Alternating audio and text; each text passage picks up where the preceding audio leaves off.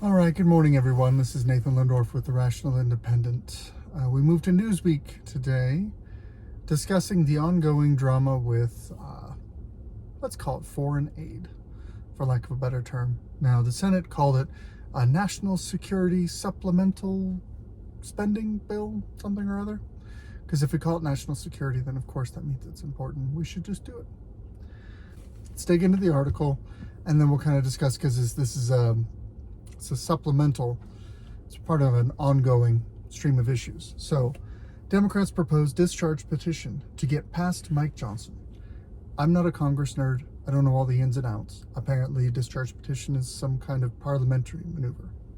Senior Democrats are suggesting that a discharge petition could be introduced to bring a $95 billion overseas aid bill, hey, at least they called it an aid bill, to a vote in the House of Representatives if Speaker Mike Johnson refuses to introduce it.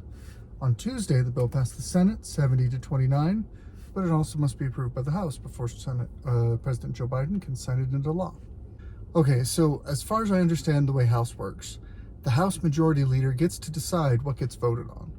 Not even necessarily, like, once he decides what gets voted on, then, or she, then you have the vote and everything happens as it happens. But there's a bunch of stuff that happens at committee, and my understanding is that the Majority Leader basically gets to choose whether or not something languishes in committee or actually comes to the floor and they're allowed to vote on it. This gives the Majority Leader a chance to have quite a bit of power over the process, not only choosing whether or not something comes to floor, but sometimes, if circumstances allow it, they might bring a bill to the floor at a timing that's inappropriate for the success of the bill, if it's something their political opponents want, so that then they can hold a vote and have the vote fail and then use that as a talking point to say, well, the last time we voted on this, it failed. The Republicans have a slim majority in the House, and so after a speaker fight where they ousted Kevin McCarthy, they put in Mike Johnson. They're all politicians, whatever. Mike Johnson is basically saying, it hasn't come to him yet, but he's basically saying, I'm not going to bring it up for a vote. It's going to just die. And that's his right. That's his prerogative, generally speaking. Apparently, there's a discharge bill, a discharge petition. Okay. Johnson refused to say he would bring it to the House, potentially halting its passage. He criticized it, saying it's silent on the most pressing issue facing our country, in reference to illegal immigration, border security, etc. However, the legislation could also be brought to the floor via a discharge petition, which would require the support of 218 members, which means that the Democrats would have to get a handful of Republicans to come over to their side and vote with them. That would enable them to bring this bill to the floor without the Speaker's approval. And of course, there's a Democratic representative who says, hey, if he won't bring it to the floor, I'm ready to sign a discharge petition to get it done. The world is watching. Got to add that little bit of virtue language. So let's talk a little bit about this back and forth. There was a bill negotiated in secret for several months that came to the Senate floor a few weeks ago, and it said, here's all this foreign aid, and also here's 20 some odd billion dollars for the border, and let's try and sell it as, hey, we're funding the border. We're going to make the border better. That way, those who support the border will give us the foreign aid that we want. The Republicans brought a series of fairly substantive criticisms to this combined border bill, and they said this is a non-starter. Both in the Senate and the House, they repudiated that bill as written and said, no, we're not touching that. That's terrible. One of the reasons they did that, at least from the Republicans' perspective, and I kind of agree with that analysis, is that it, based on the way it was structured, it would actually make the border crisis worse. And like we've talked about, you can't fix a problem just by throwing money at it if the people in charge of spending the money don't agree with the purpose, don't agree that that money should be used to solve the problem.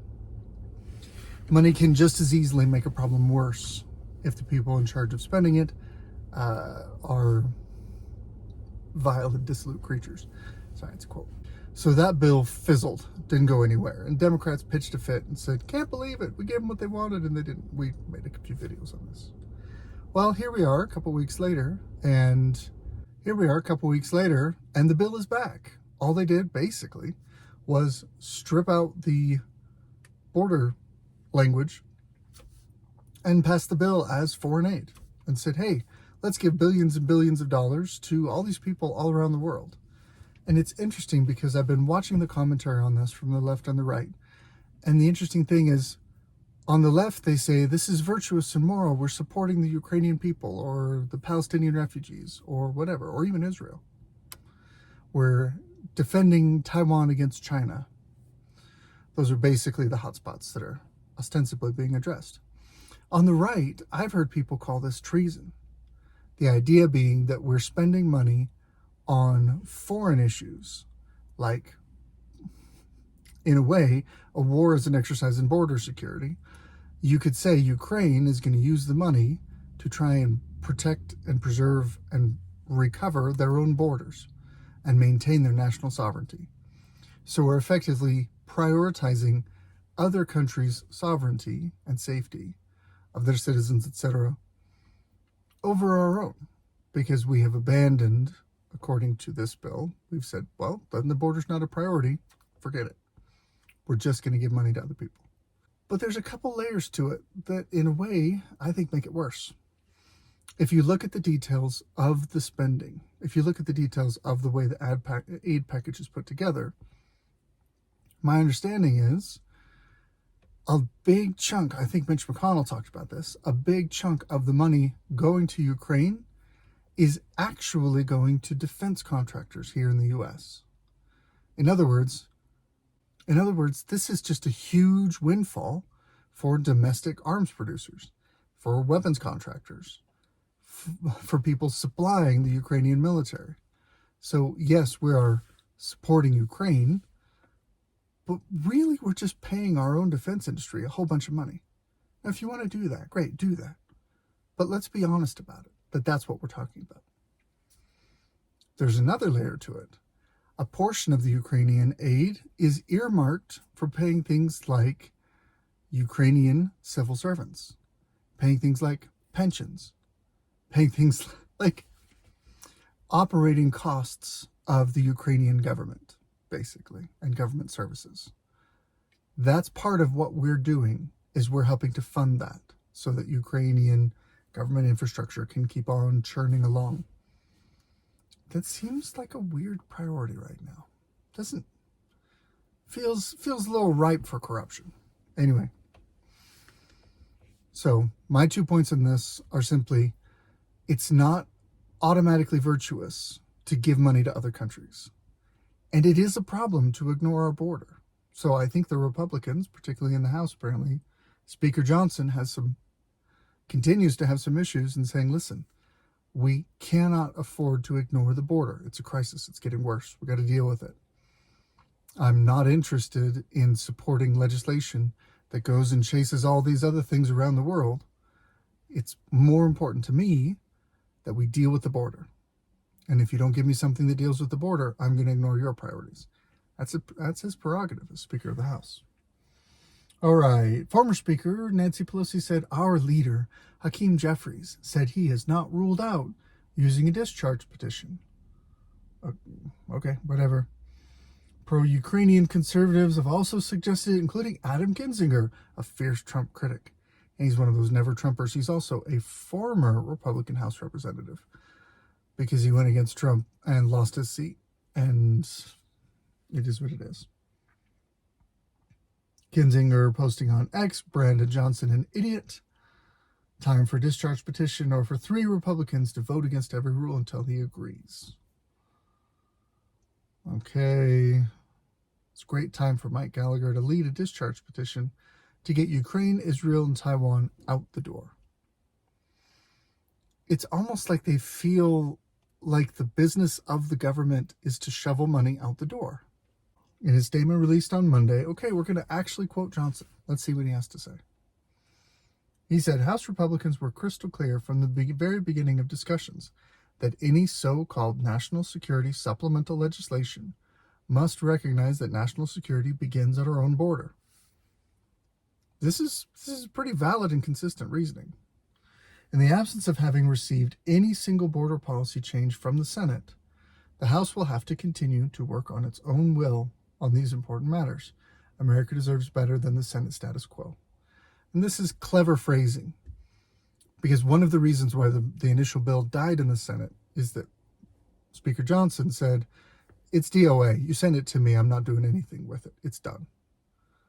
Which disincentivizes senators from spending political capital to push that bill through as it was, because they know it's just going to die. But now he's able to say, listen, you haven't sent me anything, so we're going to keep doing our own thing in the House, which is factually true. Very clever phrasing. The aid bill approved by the Senate on Tuesday. $60 billion in military aid for Ukraine, $14 billion for Israel, $8 billion for Taiwan, and under $10 billion in wider humanitarian assistance. Interesting phrasing. That wider humanitarian assistance is essentially targeted at Gaza, Palestine, Palestinians, pick the label, but that's the general area that they're focusing on. Here's another thing it's interesting the way these things are put together. Last week, a bipartisan Senate bill that would have included the aid package plus a tightening of security along the southern border was rejected by Republican hardliners. Actually, it was pretty much rejected by everybody, including Johnson. Oh, is he a hardliner? Oh, he must be one of those extremists who argued it was insufficient to tackle illegal immigration. That's their characterization of Speaker Johnson's argument. What was actually argued was that it would make things worse, not that it was insufficient. It was counterproductive. Those are not the same thing. But anyway, this silly little story winds its way on and on. I don't know about you, but I don't think it's appropriate for the Senate to just shovel money out the door. The House to just shovel money out the door. If you keep doing that, you're going to bankrupt us. I mean, there's only so much money in the world. There's only so far you can push that before you end up, as Speaker Johnson is saying, wrecking things at home. If you spend too much time and effort shoveling money towards special interests, shoveling money out towards foreign countries for their own, to spend their own way, to be siphoned off by corrupt actors, etc. If you do too much of that, you're going to ruin your own credibility. You're going to ruin your own bottom line. You're going to trash your own security. It's not a good road that we're going down. This is Nathan Lindorf with Rational Independent. That's my Reddit rant for today.